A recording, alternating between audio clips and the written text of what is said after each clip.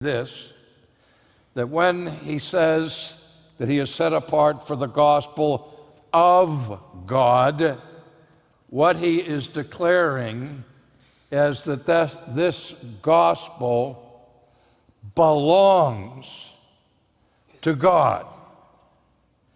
It's God's gospel. God has initiated this message. He has composed this message. He has called the apostle and their followers to proclaim this message.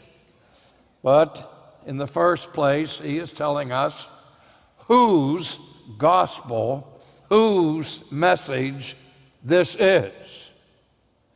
And if it indeed is understood that the gospel is God's invention by his composition, and that which he owns by himself, the first thing we need to understand, therefore, is that whatever else we do with this gospel, we must never, ever, ever, ever, ever mess with it.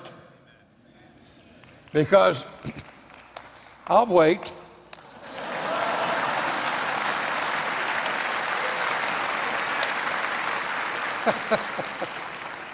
We're going to make the Reformed faith great again.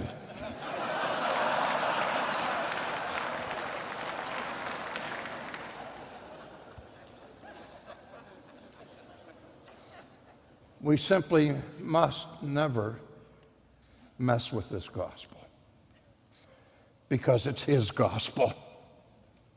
He owns it. We respond to it, but we don't ever mess with it.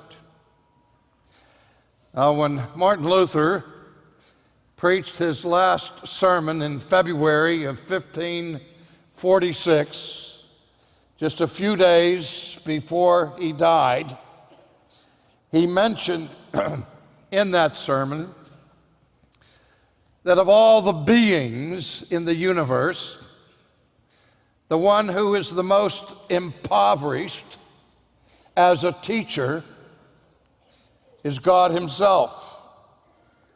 Because he said it seems as if everybody wants to be his guidance counselor.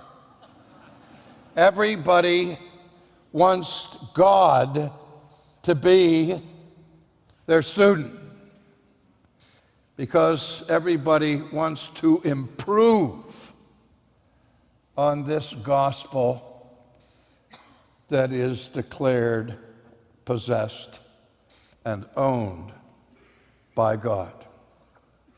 And in a sense, that statement was a recapitulation of the entire history of the church, because in every generation, there are those who are simply not satisfied with God's gospel, and who would prefer to give us another gospel.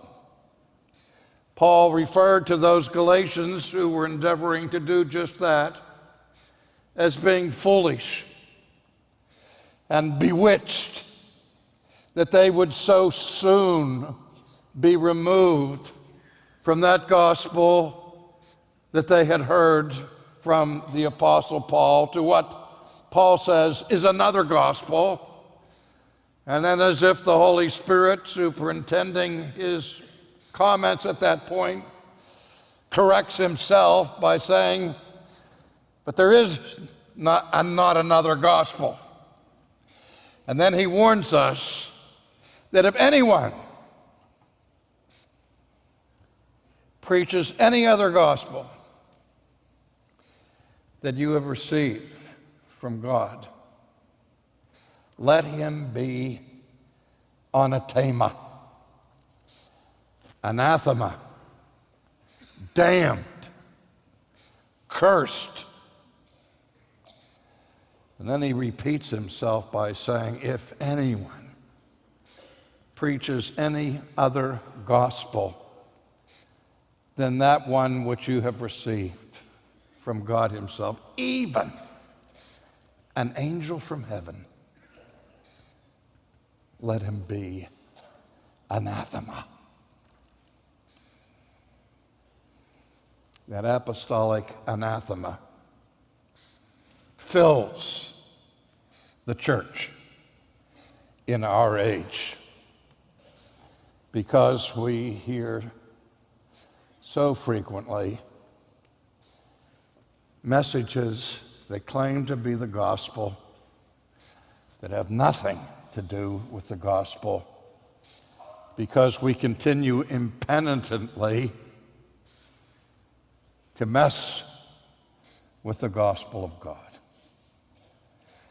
And God will not hold us guiltless when we seek to improve on his gospel. There's only one gospel. It's God's gospel. And it is our duty to believe it and to proclaim it